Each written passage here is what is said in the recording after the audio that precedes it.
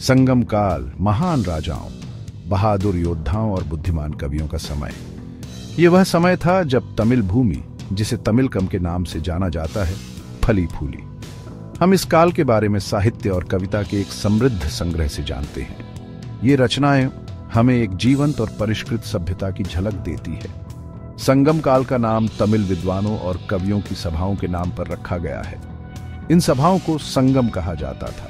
माना जाता है कि ये प्राचीन शहर मदुरै में आयोजित किए गए थे। इस समय के दौरान उत्पन्न साहित्य को संगम साहित्य के रूप में जाना जाता है। ये प्राचीन तमिलकम के इतिहास, संस्कृति और समाज के बारे में जानकारी का खजाना है। यह काल कई कारणों से महत्वपूर्ण है। यह दक्षिण भारत में दर्ज इतिहास की शुरुआत का प्रतीक है। संगम साहित्य लोगों के राजनीतिक, सामाजिक, आर्थिक और धार्मिक जीवन में बहुमूल्य अंतर्दृष्टि प्रदान करता है। यह प्राचीन तमिलों की बौद्धिक और कलात्मक उपलब्धियों का प्रमाण है। दक्षिण भारत के इतिहास और संस्कृति को समझने के लिए संगम काल को समझना महत्वपूर्ण है। यह तमिल भाषा, साहित्य और पहचान के विकास की नींव रखता है। संगम युग कोई छोटी अवधि नहीं थी। यह 3री शताब्दी ईसा पूर्व से 3री शताब्दी सी तक सदियों तक चला। इस समय के दौरान तमिलकम 3 प्रमुख राज्यों में विभाजित था: चेर, चोल और पांड्य। ये राज्य हमेशा शांति में नहीं रहते थे। वे अक्सर जमीन और संसाधनों पर नियंत्रण के लिए आपस में लड़ते थे। हालांकि वे कला, साहित्य और शिक्षा के अपने संरक्षण के लिए भी जाने जाते थे। तमिलकम की भौगोलिक सीमा में वर्तमान तमिलनाडु, केरल और आंध्र प्रदेश और कर्नाटक के कुछ हिस्से शामिल थे। यह उपजाऊ नदी घाटियों, घने जंगलों और एक लंबी तटरेखा का देश था। इस विविध भूगोल ने संगम युग की संस्कृति और अर्थव्यवस्था को आकार देने में महत्वपूर्ण भूमिका निभाई। संगम काल में व्यापार और वाणिज्य का विकास हुआ। तमिलों ने रोमन साम्राज्य और दक्षिण पूर्व एशियाई देशों के साथ व्यापारिक संबंध स्थापित किए थे। यह व्यापार इस क्षेत्र में धन और समृद्धि लाया।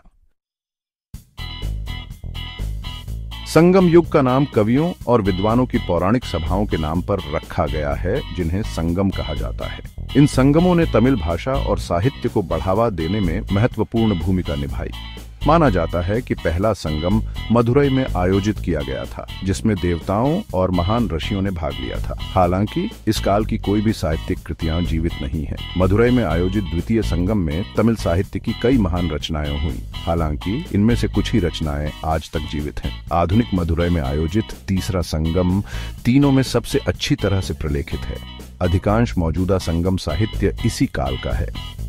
इस साहित्य में कविता, महाकाव्य और नैतिक ग्रंथ जैसी विभिन्न विधाएं शामिल हैं। संगम साहित्य इस युग के दौरान रहने वाले लोगों के जीवन और समय के बारे में अमूल्य अंतर्दृष्टि प्रदान करता है। यह उनके प्रेम, उनके युद्धों, उनकी मान्यताओं और उनके दैनिक जीवन के बारे में बताता है। संगम युग शक्तिशाली राज्यों का समय था। तमिलकम के 3 प्रमुख राज्य चेर, चोल और पांड्य थे। इन राज्यों पर शक्तिशाली राजाओं का शासन था, जो कला, साहित्य और युद्ध के संरक्षक थे। चेर साम्राज्य वर्तमान केरल में स्थित था। वे मसाला व्यापार और अपनी मजबूत नौसेना पर नियंत्रण के लिए जाने जाते थे।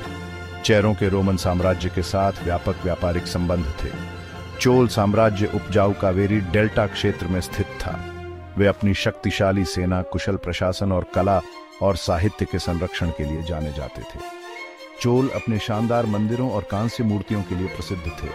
पांड्य साम्राज्य वर्तमान तमिलनाडु में स्थित अपने मोती मत्स्य पालन और समुद्री गतिविधियों के लिए जाना जाता था। पांड्यों की एक मजबूत समुद्री परंपरा थी और भारत के पूर्वी तट पर महत्वपूर्ण बंदरगाहों को नियंत्रित करते थे। इन 3 राज्यों का संगम युग के दौरान तमिलकम के राजनीतिक परिदृश्य पर दबदबा था। भाग 5। संगम, राज्य, शक्ति, राजा और लोग। संगम युग हमें प्राचीन तमिलकम की राजनीतिक और सामाजिक संरचना के बारे में बहुमूल्य अंतर्दृष्टि प्रदान करता है। राजाओं को अपनी प्रजा का रक्षक माना जाता था और उनसे न्याय और निष्पक्षता से शासन करने की अपेक्षा की जाती थी। राजा का दरबार शक्ति और संरक्षण का केंद्र था। कवि, विद्वान और योद्धा सभी राजा का अनुग्रह पाने के लिए वहां आते थे। हालांकि राजा की शक्ति पूर्ण नहीं थी। उन्हें मंत्रियों की एक परिषद द्वारा सलाह दी जाती थी और उनके निर्णय अक्सर लोगों की इच्छा से प्रभावित होते थे। समाज को विभिन्न व्यावसायिक समूहों में संगठित किया गया था, जिन्हें कुल कहा जाता था। प्रत्येक कुल के अपने रीति रिवाज, परंपराएं और आचार संहिता थे। संगम साहित्य इन विभिन्न कुलों और समाज में उनकी भूमिकाओं का विशद वर्णन प्रदान करता है। संगम समाज में सम्मान और वीरता की अवधारणा को अत्यधिक महत्व दिया जाता था। योद्धाओं को उनकी बहादुरी और अपने राजा के प्रति वफादारी के लिए सम्मानित किया जाता था। महिलाओं को भी समाज में अपेक्षाकृत उच्च दर्जा प्राप्त था। वे शिक्षित थीं, सार्वजनिक जीवन में भाग लेती थीं और अपनी साहस और बुद्धिमत्ता के लिए जानी जाती थीं। भाग 6 व्यापार का समुद्र, संगम, अर्थव्यवस्था और उसके आगे। संगम युग आंतरिक और बाहरी व्यापार दोनों से प्रेरित आर्थिक समृद्धि का काल था। तमिलकम की उपजाऊ नदी घाटियों ने प्रचुर मात्रा में कृषि उपज का उत्पादन किया। इस अधिशेष का भारत के अन्य भागों और उसके बाहर व्यापार किया जाता था। संगम तमिल कुशल नाविक थे और उन्होंने रोमन साम्राज्य, दक्षिण पूर्व एशिया और चीन के साथ व्यापारिक संबंध स्थापित किए थे। उन्होंने मसाले, वस्त्र, मोती और हाथी दांत का निर्यात किया और सोना, चांदी, शराब और चीनी मिट्टी के बर्तनों का आयात किया। तमिलकम के विभिन्न हिस्सों में रोमन सिक्कों और कलाकृतियों की खोज दोनों क्षेत्रों के बीच संपन्न व्यापार की गवाही देती है। यह व्यापार इस क्षेत्र में अपार धन लाया और कला, साहित्य और वास्तुकला के विकास में योगदान दिया। संगम साहित्य उस समय के चहल पहल वाले बाजारों और जीवंत बंदरगाह शहरों की आकर्षक झलक पेश करता है। यह विभिन्न देशों के व्यापारियों, नाविकों और व्यापारियों के बारे में बताता है, जो सभी तमिलकम की आर्थिक समृद्धि में योगदान करते हैं। भाग 7 जीवन के परिदृश्य, पहाड़ों से समुद्र तक। संगम साहित्य प्राकृतिक परिदृश्य के विशद वर्णन और लोगों के जीवन पर इसके प्रभाव के लिए उल्लेखनीय है। प्राचीन तमिलों ने अपनी भूमि को 5 अलग अलग परिदृश्यों या थिनाई में वर्गीकृत किया। कुरिंजी, जो पहाड़ है, मुल्लाई, जो जंगल है, मरुदम, जो कृषि भूमि है, नेडल, जो तटीय क्षेत्र हैं, और पलाई, जो शुष्क क्षेत्र हैं। प्रत्येक थिनाई विशिष्ट देवताओं, व्यवसायों, खान पान की आदतों, संगीत वाद्य यंत्रों और यहाँ तक कि भावनाओं से भी जुड़ी हुई थी। उदाहरण के लिए कुरिंजी भगवान मुरुगन प्रेम और प्रेमालाप से जुड़ी थी, जबकि मरुदम भगवान इंद्र, कृषि और पारिवारिक जीवन से जुड़ी थी। थिनाई में भूमि का यह वर्गीकरण लोगों और उनके प्राकृतिक वातावरण के बीच गहरे संबंध को दर्शाता है। यह संगम युग के दौरान तमिलकम के भीतर मौजूद परिदृश्यों और जीवन शैली की विविधता पर भी प्रकाश डालता है। संगम कवि अपने कार्यों में प्रत्येक थिनाई के सार को पकड़ने में माहिर थे। उनके विचारोत्तेजक वर्णन प्रत्येक परिदृश्य के दर्शनीय स्थलों, ध्वनियों और गंधों को जीवंत करते हैं, पाठक को एक अलग समय और स्थान पर ले जाते हैं। भाग 8 कला और विश्वास, संगम भावना की अभिव्यक्ति। संगम युग महान कलात्मक और धार्मिक उथल पुथल का काल था। तमिल गहरे धार्मिक थे और विभिन्न देवी देवताओं की पूजा करते थे। सबसे महत्वपूर्ण देवता मुरुगन, शिव, विष्णु और आदिशक्ति थे। लोगों के धार्मिक जीवन में मंदिरों ने केंद्रीय भूमिका निभाई।